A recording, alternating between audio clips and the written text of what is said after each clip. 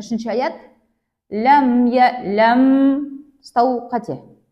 Лам ялиді ва лам жоқ қате. Лама ялиді ва лама юлады тағы да қате. Себебі бұл қалқалы қылып отырсыз. Ол жерде бізде изғар бар, бірақ бойында қандай сипаты бар? Ғунна, қандай ғунна? Әлсіз ғунна. Бірақ бар ғой.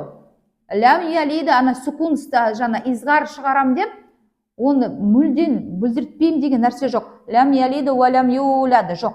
Лам ялиді ва лам четко болу керек, четкость, изғар.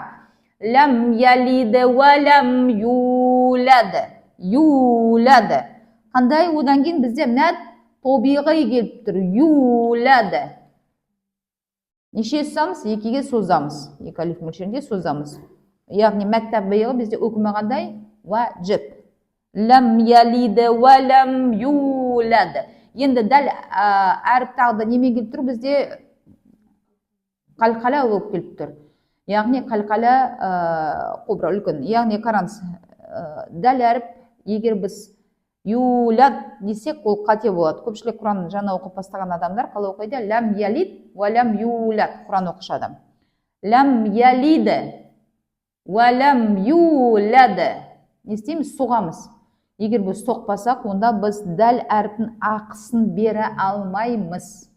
Біз соны қалқалы әріп арқылы осылай көрсетеміз. Әрине, бірінші ол шадид болады, бойында тұншығу, тіл немесе ерін толық жабылады. Одан кейін ол не бар бойында? Қарама қайшы бар сипат, жаңа қалқала сипаты.